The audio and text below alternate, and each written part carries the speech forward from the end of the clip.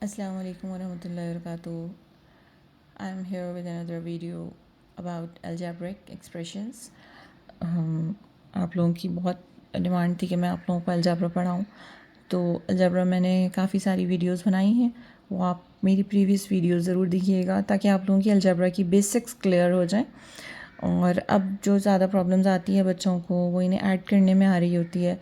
तो ऐड करने के लिए हम देखेंगे कि जैसे हमारे पास दो इक्वेशंस गिवन है, तो जो लाइक टर्म्स होती हैं यानी एक जैसी टर्म्स होती हैं वो आपस में ऐड सब्ट्रैक्ट हो सकती हैं, लेकिन इसके अलावा अगर कोई भी है तो उसको एज इट एज़ ही रखते हैं। अनलाइक टर्म्स आपस में प्लस माइनस नहीं हो सकती।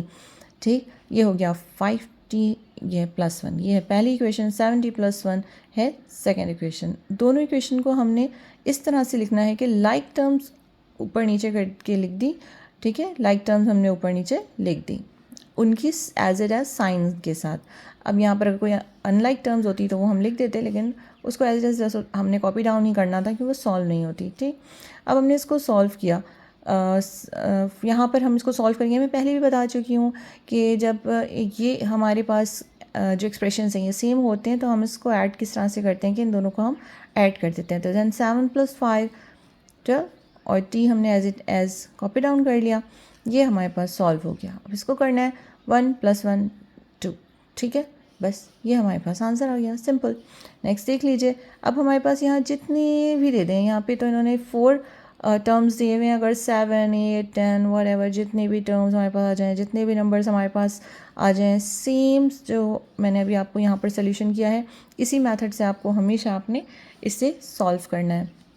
ठीक है, अब आप यहाँ पर देखें हमने क्या किया है, इस इक्वेशन को 5z³ - 3z² + 6z - 10, ठीक है, 2z³ + 11z + 15। इसको हमने यहाँ पर लाइक टर्म्स को एक साथ उतार लिया।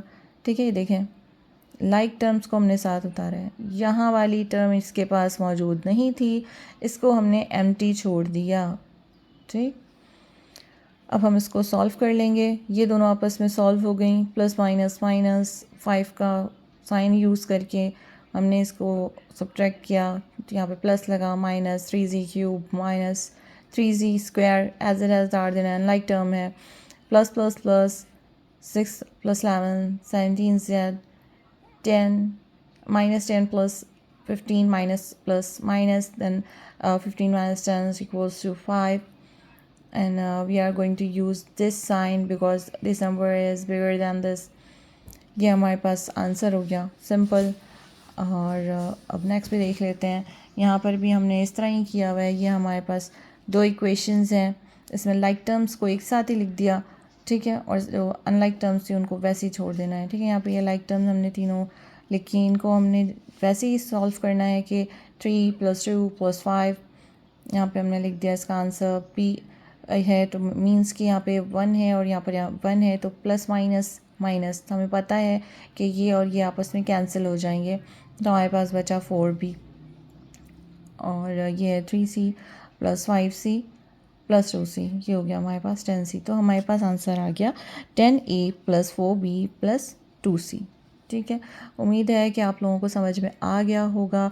इसमें ऐसा कुछ भी रॉकेट साइंस नहीं थी, अलजेब्रा बहुत आसान है अगर आप लोग थोड़ा ध्यान से करें। लाइक टर्म्स में क्या मिस्टेक्स आती है कि ये जो होता है ये लोग समझते हैं कि ये सेम है, ये सेम नहीं है। अगर इनकी पावर डिफरेंट है तो ये कभी भी सेम नहीं होंगे। ये z² है, ये z³ है, ये एक जैसे नहीं है क्योंकि इनकी पावर्स डिफरेंट है, ये अलग फैमिली से बिलोंग करते हैं। ठीक, तो हम इनको आपस में नहीं कर सकते ऐड या सब्ट्रैक्ट। ये अपनी अहमियत रखता है, ये अपनी अहमियत रखता है। ये लाइक टर्म्स नहीं है। लाइक टर्म्स ये उस सूरत में होते हैं जब ये भी z³ है तो ये भी z³ होता, ये z² है तो ये भी z² होता।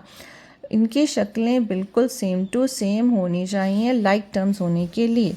ठीक, यहाँ पर भी ये देख लीजिए आपके, जब मैंने इनको ऐड किया है तो z³ वाले को z³ वाले से ही किया है, यहाँ पे z वाले को z वाले से ही किया है। यहाँ पे z² वाला कोई नंबर था ही नहीं दूसरे इक्वेशन में, तो यहाँ पर मैंने इसको एम्प्टी छोड़ दिया है।